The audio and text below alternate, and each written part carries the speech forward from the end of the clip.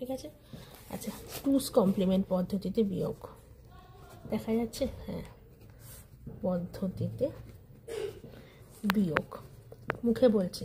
টুস কমপ্লিমেন্ট পদ্ধতিতে বিয়োগ আর ওয়ান্স কমপ্লিমেন্ট একই, শুধুমাত্র একটা জায়গায় চেঞ্জ হবে, সেটা হচ্ছে 1 নম্বর হচ্ছে প্রথম দুটি সংখ্যার বিট সংখ্যা সমান করতে হবে, প্রথমেই দুটি সংখ্যার বিট সংখ্যা সমান করতে হবে, তারপর দ্বিতীয় সংখ্যার টুস কমপ্লিমেন্ট নির্ণয় করতে হবে, যেটা প্রথম সংখ্যাতে মানে ওয়ান্স কমপ্লিমেন্টের ক্ষেত্রে দ্বিতীয় সংখ্যার ওয়ান্স কমপ্লিমেন্ট নির্ণয় করতে হয়েছিল, এক্ষেত্রে দ্বিতীয় সংখ্যার টুস কমপ্লিমেন্ট নির্ণয় করতে হবে। করার পর প্রথম সংখ্যার সাথে যোগ দিতে হবে, যোগ দেওয়ার পরে যদি আমি বাঁদিকে এক্সট্রা বিট পাই, ওয়ান্স কমপ্লিমেন্ট পদ্ধতিতে ওই এক্সট্রা বিটটাকে আবার এলএসবির সাথে যোগ করতে হতো, এক্ষেত্রে তুমি ওটাকে বাদ দিয়ে উত্তরটা লিখবে। আচ্ছা, ঠিক আছে।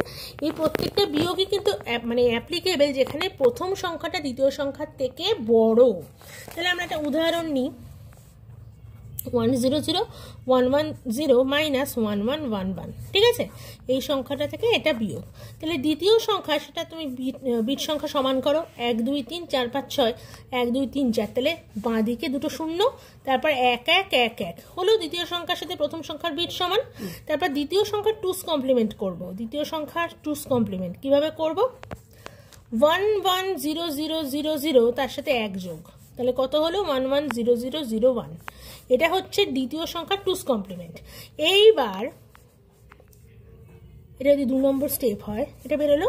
এবার 3 নম্বর স্টেপ হচ্ছে প্রথম সংখ্যার সাথে দ্বিতীয় সংখ্যার টুস কমপ্লিমেন্টটাকে যোগ দাও, বাইনারি এডিশন, 1 1 1 0 1 1 আর 1 0, যে তোমার ক্যারি থাকছে সেটা এখানে বসছে।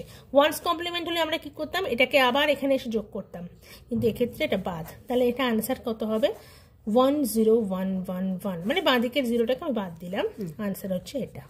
সো এটা হচ্ছে টুস কমপ্লিমেন্ট পদ্ধতিতে বিয়োগ যেখানে প্রথম সংখ্যাটা দ্বিতীয় সংখ্যার থেকে কিন্তু বড়, কারণ number of bits in first number is greater than the number of bits in the second number, বোঝা গেছে, তার জন্য।